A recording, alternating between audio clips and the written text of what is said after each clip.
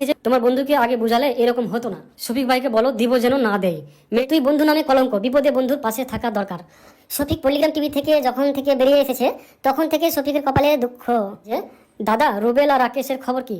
ওদেরকে কি জেলে রেখেছে নাকি ছেড়ে দিয়েছে? হ্যালো বন্ধুরা, কেমন আছো সবাই? আশা করি সবাই খুব ভালো আছো।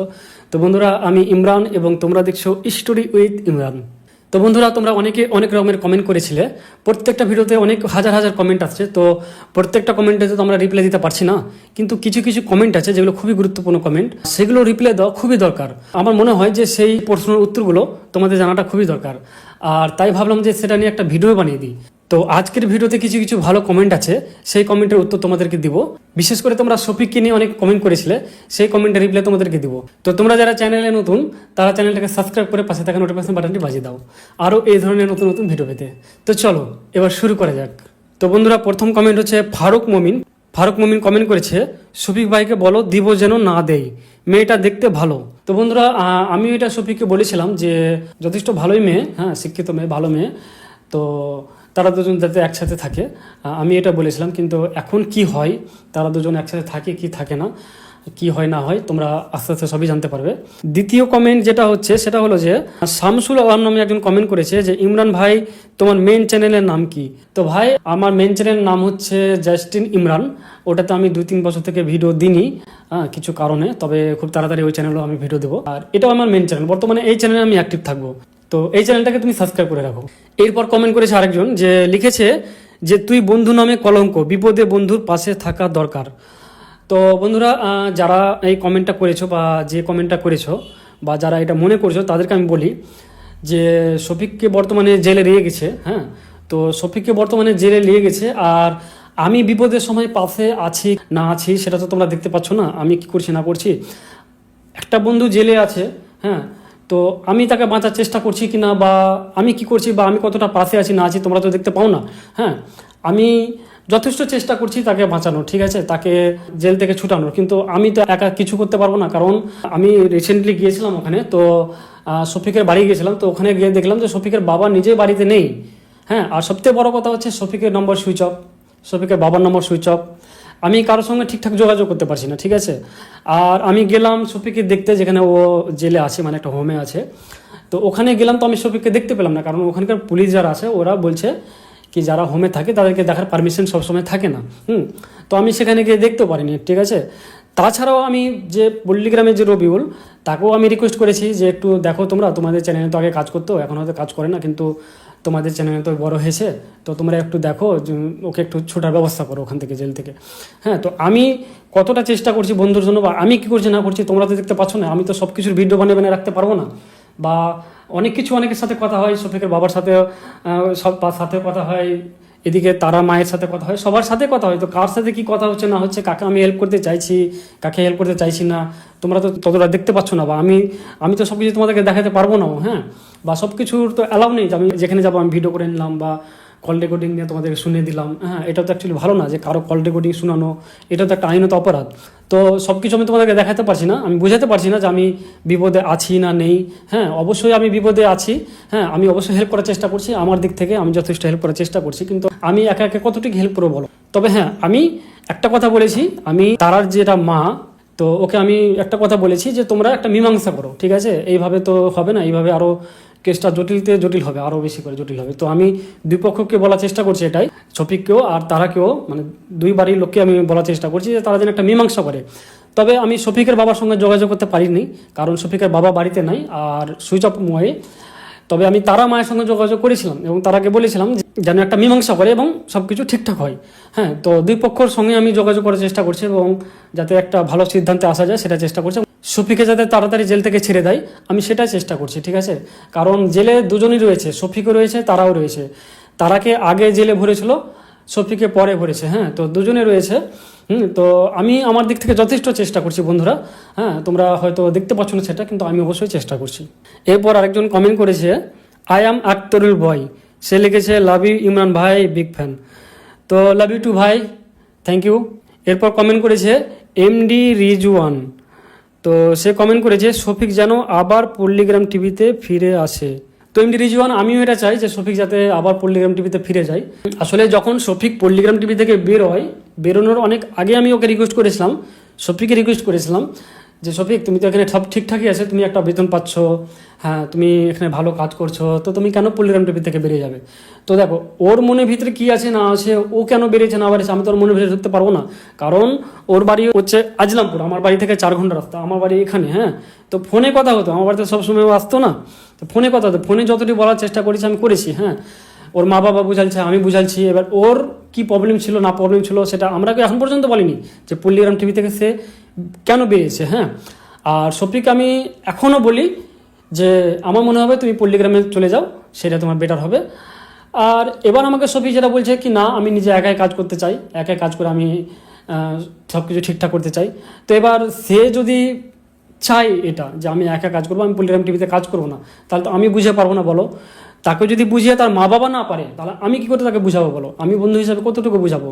তার মা বাবা যদি তাকে বুঝাতে না পারে তো আমি কি বুঝাবো? তবে আমিও চাই সে পল্লিগ্রাম টিভিতে ফিরে যাক, এবং আগে যেভাবে ভিডিও বানাতো তুহিনা, তারপরে সালমা, এদের সাথে যে ভিডিও বানাতো, তো আমি চাই যে এদের সাথে ভিডিও বানাক। কিন্তু শফিক কি চায় না চায় তার মনে কথা আমি বলতে পারছি না। তো শফিকের জেল যাওয়া নিয়ে আরেক বন্ধু কমেন্ট করেছে, শায়েদ আনোয়ার। ও লিখেছে, তোমার বন্ধুকে আগে বুঝালে এরকম হতো না। তো শায়েদ আনোয়ার, তাকে আমি একটা কথা বলতে চাই, দেখো বন্ধুর পাশে তো আমি সবসময় থাকি না, ঠিক আছে, যে ও কখন কি করছে, কোথায় যাচ্ছে, কি করছে না করছে। আর আমাকে তো প্রত্যেকটা জিনিস ও বলে বলে করে না যে আমি এটা করছি বা এটা করছি বা এটা সিদ্ধান্ত নিচ্ছি। কারণ আমি আগেই বলছি যে আমি সবসময় ওর সাথে থাকি না। ওর সাথে দুজন থাকে, ওর দুটো বন্ধু আছে, একজনের নাম হচ্ছে রাকেশ, একজনের নাম হচ্ছে রুবেল। ওদের বাড়ি শফিকের বাড়ির কাছেই। তো ওরাই সবসময় শফিকের সাথে থাকে। হ্যাঁ, তো ওরাই খুব ভালো বলতে পারবে, হ্যাঁ ওরাই ওকে ভালোভাবে বুঝাতে পারবে, কারণ ও সবসময় কাজে থাকে ওরা। আর আমি তো থাকি দূরে, আমার বাড়িতে মাত্র তো 1 সপ্তাহ মতো ছিল, 7 দিন 8 দিন ছিল, তারপর চলে গেছিলো। হ্যাঁ, তারপর আমার সাথে ফোনে কথা হয়। এবার আমার বাড়িতে যতক্ষণ ছিল ততক্ষণ আমি ওকে বুঝাতে পেরেছি, ততক্ষণ আমি সব কিছু বলতে পেরেছি। এবার আমার কাছ থেকে যখন চলে গেছে, আমি তো যেটুকু বলেছি ফোনে বলেছি, আর আমাকে তো ও জানিয়ে সব কাজ করে না। যে আমি এটা করছি বা এটা করছি বা এটা করছি, আমাকে তো প্রত্যেকটা কাজ জানিয়ে করে না। তো আমি প্রত্যেকটা কাজ যদি না জানি, আমাকে যদি না বলে, তো আমি তাকে বুঝাবো কীভাবে বলো? এবার ও যে একটা সিদ্ধান্ত নাই, কোনো একটা সিদ্ধান্ত নাই, হ্যাঁ যে এটা করবো বা এটা করবো, তো আমাকে যদি বলে সিদ্ধান্ত নাই, তাহলে আমি বলবো যে এটা করলে এটা হবে, এটা করলে এটা ঠিক বা এটা ভুল। কিন্তু ও যদি আমাকে না বলে করে, ঠিক আছে, তাহলে আমি কিভাবে বলবো বলো? আমি তো সবসময় তার সাথে থাকি না। আমি তো আগেই বলছি, তো আমার বাড়ি অনেকটা দূর ওর বাড়ি থেকে। আমার বাড়িতে যতদিন এসেছিলো ততদিন আমি ওর সঙ্গে ছিলাম, এখন শুধু ফোনে কথা হয়। তো আমি তো ওর সাথে থাকি না, ওর সঙ্গে থাকে রুবেল, রাকেশ। এরা দুটোই ওকে বুঝাতে পারবে বা বলতে পারবে, হ্যাঁ যে এটা ভুল এটা ঠিক। তো এরপর কমেন্ট করেছে এমডি আলামিন ভাই। ও লিখেছে, আর অসংখ্য ধন্যবাদ ইমরান ভাইয়া সত্যিটা বলার জন্য। তো থ্যাংক ইউ এমডি আলামিন ভাই। আমি ভিডিওর মধ্যে সত্যিটা বলার চেষ্টা করি। হ্যাঁ, আমি কারো হয়ে বলার চেষ্টা করি যে আমি শফিকের হয়ে বলবো বা পল্লিগ্রাম হয়ে বলবো, তারার হয়ে বলবো। হ্যাঁ, আমি কারো হয়ে বলার চেষ্টা করি না, যেটা সত্যি সেটা বলার চেষ্টা করি। কারণ শফিক যে আমার বন্ধু, তাই যদি তাকে ও যদি অন্যায় করে আর আমাকে যে তার দিক থেকে বলতে হবে, কথা বলতে হবে, সেরকম কোনো ব্যাপার নেই। যেটা সত্যি সেটাই আমি বলার চেষ্টা করি। এরপর আরেকজন কমেন্ট করেছে, দেবাশিস টুডু। সে লিখেছে, শফিক পল্লিগ্রাম টিভি থেকে যখন থেকে বেরিয়ে এসেছে তখন থেকে শফিকের কপালে দুঃখ।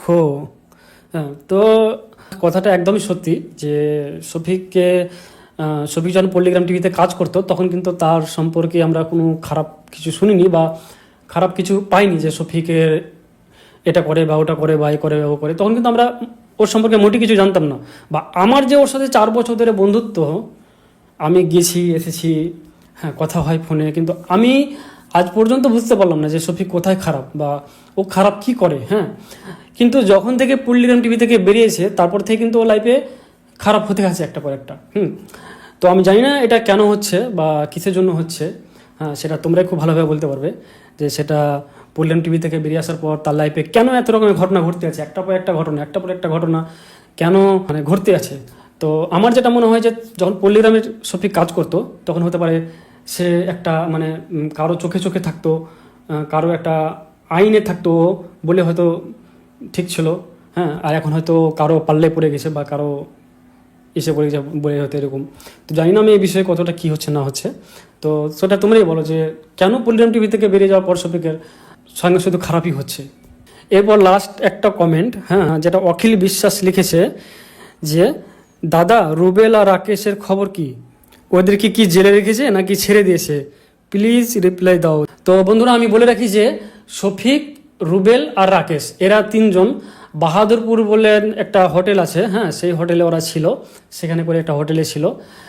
তো ওই হোটেল থেকে না আমি শুনলাম যেটা যে তিনজনের মধ্যে রুবেল যে আছে ও খাবার আনতে গেছিল বাইরে, আর রাকেশ আর শফিক এরা ভিতরে ছিল, মানে হোটেলের ভিতরে ছিল। তো পুলিশ রাকেশ আর শফিককে সেদিন ধরেছে, হ্যাঁ কিন্তু রুবেল যখন বাইরে থেকে দেখলো যে পুলিশ, তখন রুবেল কিন্তু পালিয়ে গেছিলো, হ্যাঁ আর রুবেল তারপর থেকে রুবেলকে পুলিশ ধরতে পারেনি, বা রুবেল এখন কোথায় আছে বা কোথায় না আছে এখন পর্যন্ত কিন্তু জানে না যে রুবেল কোথায় আছে। কিন্তু রুবেলকে পুলিশ ধরবে, কারণ তিনজনের নামে কেস করা হয়েছিল, একটা রুবেল, একটা রাকেশ, শফিক। তো শফিক আর রাকেশকে তো ধরেছে, তোমরা জানো রাকেশ এখনও জেলে রয়েছে, হ্যাঁ রাকেশকে কখন ছাড়বে সেটা তো ঠিক নয়, কিন্তু শফিককে খুব তাড়াতাড়ি ছেড়ে দিবে, হ্যাঁ সেটা আমার মনে হয়। হ্যাঁ মানে মীমাংসাতে কী হয় না হয় আমি অবশ্যই জানাবো। তো শফিককে আমার মনে হয় খুব তাড়াতাড়ি ছেড়ে দিবে, শফিক আর তারাকে, কারণ শফিক তারা তো হোমে আছে কিন্তু রাকেশ আছে জেলে। তো আমার মনে হয় শফিককে খুব তাড়াতাড়ি ছেড়ে দিবে। আর রুবেলকে হ্যাঁ বন্ধুরা একটা কথা বলি, যে আমি যেটা জানতে পারলাম যে শফিককে এখন পর্যন্ত না ছাড়ার কারণ বা মীমাংসা না হওয়ার কারণ সেটা হচ্ছে রুবেল, কারণ যতজনের নামে কেস করেছে তাদেরকে যদি প্রত্যেকটাতে ধরতে না পারে তাহলে তো এখন পর্যন্ত শফিককে ছাড়বে না। তো আমি যেটা জানতে পারলাম যে রুবেলকে যতদিন না ধরতে পারছে পুলিশ, হ্যাঁ ততদিন শফিককে ছাড়বে না, হ্যাঁ এটা আমি জানতে পারলাম। তো বন্ধুরা এই ছিল তোমাদের কিছু ইম্পর্টেন্ট কমেন্ট, যে কমেন্টগুলো মনে হয়েছিল যে আমাকে এই কমেন্টের রিপ্লাইগুলো দেওয়া খুবই দরকার। তো তোমাদের কি কি প্রশ্ন রয়েছে সে প্রশ্নগুলো করো, এখানে কমেন্ট করে প্রশ্নগুলো করো, যে কি কি তোমাদের মনে প্রশ্ন বা কি কি তোমরা জানতে চাও। অবশ্যই আবার একটা ভিডিও বানাবো এবং তোমাদের কমেন্টের উত্তর দেবো। তো শফিকের এই দুঃখের সময়ে তোমরা সবাই সাথে থেকো, পাশে থেকো। আর শফিকের সম্পর্কে সত্যিটা জানার জন্য এই চ্যানেলটাকে সাবস্ক্রাইব করে রাখো, কারণ অনেকে অনেক রকম ফেক ভিডিও বানাচ্ছে শুধু ভিউজের জন্য, কিন্তু তারা সত্যিটা বলছে না। হ্যাঁ তো তোমরা এই চ্যানেলটাকে সাবস্ক্রাইব করে রাখো। তো বন্ধুরা দেখা হচ্ছে পরের ভিডিওতে, ভালো থেকো, সুস্থ থেকো, বাই বাই।